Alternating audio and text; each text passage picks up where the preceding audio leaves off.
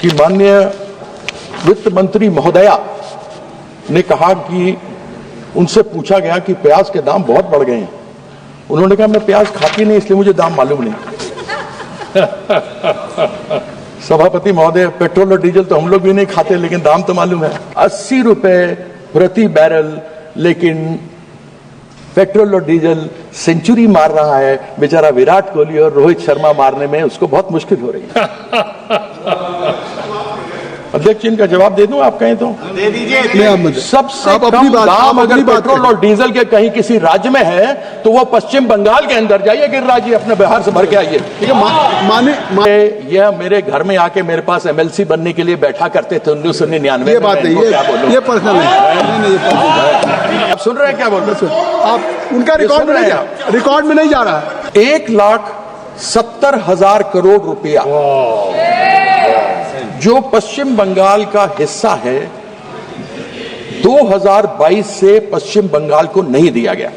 जिस समय माननीय नरेंद्र मोदी जी यहां पर प्रधानमंत्री बनकर के आए उस समय कच्चे तेल के बैरल की कीमत $60 प्रति बैरल थी और उस समय तब बात चलती थी और हम भी खड़े होकर के चिल्लाते थे बहुत ही महंगाई की मार, पेट्रोल डीजल की मार, अब की बार टन टन टन सरकार। अब वही बोलना पड़ेगा ना, क्योंकि हुआ कुछ नहीं। हम यही बोलते थे।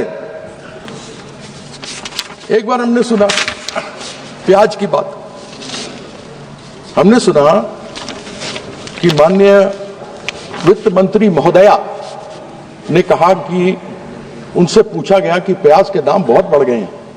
उन्होंने कहा मैं प्याज खाती नहीं इसलिए मुझे दाम मालूम नहीं।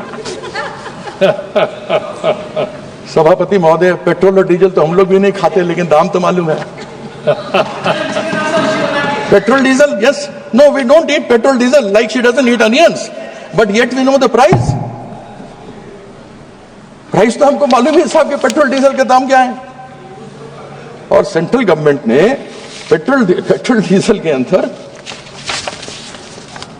पेट्रोल में 19.9 प्रति लीटर का एक्साइज लगाया हुआ है, डीजल में 5.8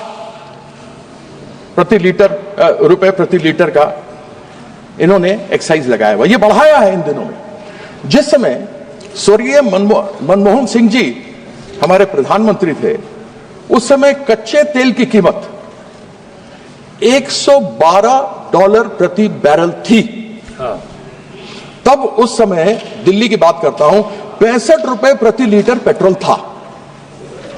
जिस समय माननीय नरेंद्र मोदी जी यहां पर प्रधानमंत्री बनकर के आए उस समय कच्चे तेल के बैरल की कीमत $60 प्रति बैरल थी और उस समय तब बात चलती थी और हम भी खड़े होकर के चिल्लाते थे बहुत ही महंगाई की मार, पेट्रोल डीजल की मार, अब की बार टन टन टन सरकार।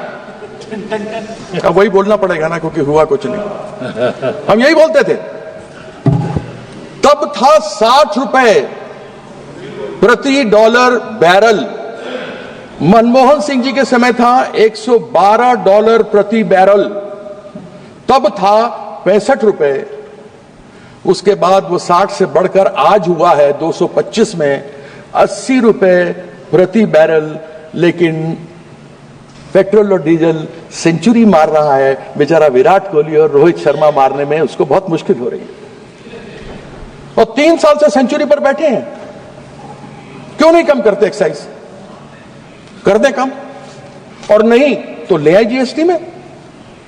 और फिर इन्हीं की है मेजॉरिटी। 31 राज्य 10% और मिला लीजिए, 31 के 41 में 31 ही है, 31। अच्छा। तो लोगों को बोलना बंगाल का भी बता दें कितना अध्यक्ष, इनका जवाब दे दूं आप कहें तो? दे दीजिए। सबसे कम दाम अगर पेट्रोल और डीजल के कहीं किसी राज्य में है तो वो पश्चिम बंगाल के अंदर जाइए, गिरिराज जी अपने बिहार से भर के आइए। माननीय मंत्री जी ने खड़े होकर आपसे कोई जवाब नहीं पूछा, इसलिए आप अपनी बात करें। अरे यह मेरे घर में आके मेरे पास MLC बनने के लिए बैठा करते थे 1999 में। ये बात है, ये पर्सनल है। ये आप व्यक्तिगत आक्षेप नहीं करेंगे इस तरीके से। ये मुझे बताएंगे। ये इनको बात करने के तरीका नहीं। इनको बात करने की तमीज नहीं। माननीय कीर्ति आजाद जी, यह भारतीय जनता पार्टी के आप बैठ जाइए संस्कार माननीय हैं। मंत्री जी, आप कृपया ये भारतीय जनता पार्टी के संस्कार हैं, बैठ जाइए। जिनको बात करने का तमीज नहीं। आप अपने से बड़ों से कैसी बात की आप जाती अपने है इनको बजट ये पे नहीं बोलिए। मालूम। आप अपने बजट सदन में किस तरीके से बात की जाती है इनको ये नहीं मालूम। ये तुम करके बात कर रहे हैं, मैं इनसे आप करके बात कर रहा आप हूँ। कीर्ति लेकिन आजाद जी, आप नहीं बात कर सकते। आप बैठ जाइए। इनका भगवान कुछ नहीं कर सकता। माननीय मंत्री बैठ जाइए। इनका कुछ नहीं कर सकता। माननीय मंत्री, ठीक है, ये देखिए आप तुम भी करके बोलते हैं। माननीय ये तमीज है। माननीय कीर्ति आजाद जी, मैं आपसे बात आप कर रहा हूं। बहुत वरिष्ठ हैं। ये और अभी आप भी वरिष्ठ हैं। आपसे बात फिर वही बात आप कर रहे हैं, फिर वही बात आप कर रहे हैं। ये रिकॉर्ड में नहीं जाएगा, ये रिकॉर्ड में नहीं। देखिए आप अपनी बात आया था। आप बैठ जाए। माननीय मंत्री जी, आप बैठ जाए। माननीय मंत्री, ये आप बिल्कुल सब रिकॉर्ड में जाएगा। इस तरह के आक्षेप आपसे अपेक्षा नहीं है। माननीय कीर्ति आजाद जी, इस तरह का आक्षेप बोलेंगे तो मैं इनके सब आप चीज किसी बोल दूंगा, माननीय सर। किसी माननीय सदस्य के ऊपर तमीज नहीं, आप सर ये तमीज देखिए। आप बजट पे बोलिए। इसका तमीज देखिए। नहीं, लेकिन माननीय कीर्ति आजाद जी, आप बजट पे बोलें।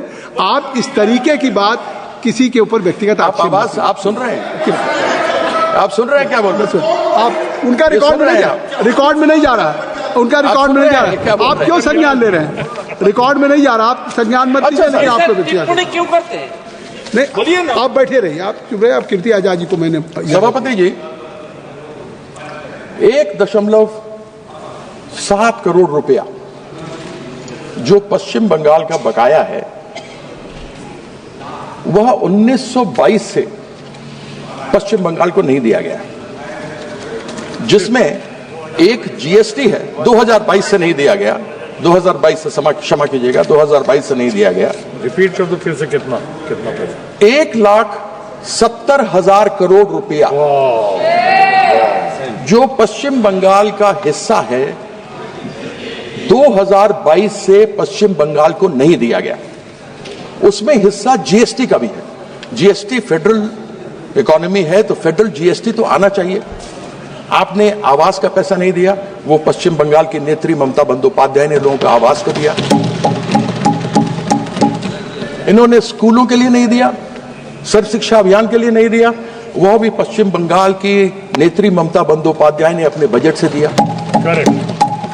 घर नहीं मिले, उसका भी बजट पश्चिम बंगाल की नेत्री ने दिया। इन्होंने आपत्तियां उठाई, आपत्तियों का जवाब दिया गया, यूटिलाइजेशन सर्टिफिकेट दिया गया, सब कुछ हो गया। जीएसटी काउंसिल में बैठक हुई, जीएसटी काउंसिल में बैठक हुई, हेल्थ यानी स्वास्थ्य को लेकर सब बातें हुई। उसमें हमारे स्वास्थ्य साथी जो ममता बंदोपाध्याय की सरकार वहां चलाती है उसको सबसे बढ़िया कहा गया।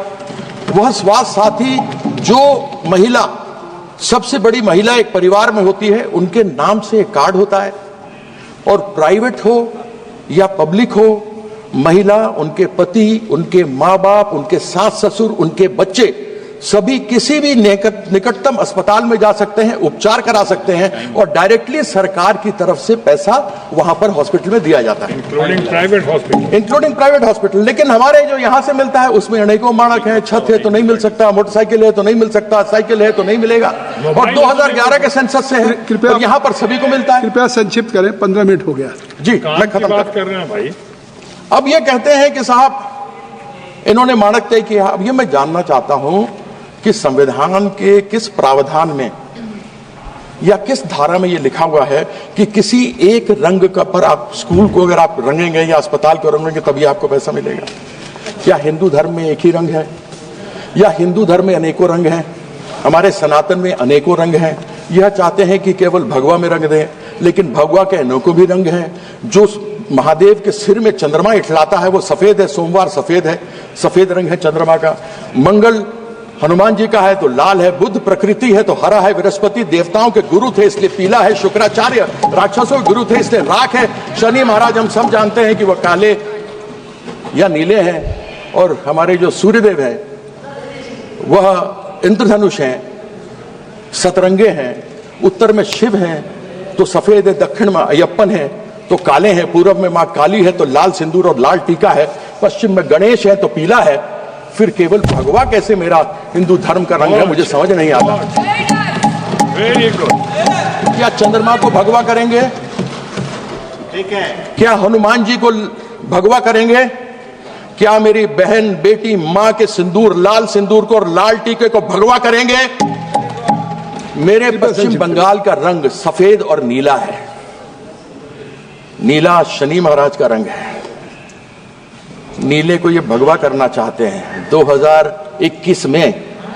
तो 2021 में तो जब इन्होंने नीला करने के लिए आया था, जब ये अपना ध्वज गाड़ने आए थे, तो 2021 में तो शनि महाराज का ढैया लग गया। इस बार जो आएंगे ना 2026 में, इस बार 7.5 लगने वाला है। इस चीज का आपके एक सदस्य को और बोलना है। मैं आपके एक सदस्य को और बोलना समाप्त करता हूं। बहुत बहुत धन्यवाद। समय बोलने को बहुत कुछ था, लेकिन मेरे भाई साहब ने समय ले लिया, इस कारण से मुझे अपना वक्तव्य को छोटा करना पड़ रहा। मैं आपका धन्यवाद करता हूं। धन्यवाद।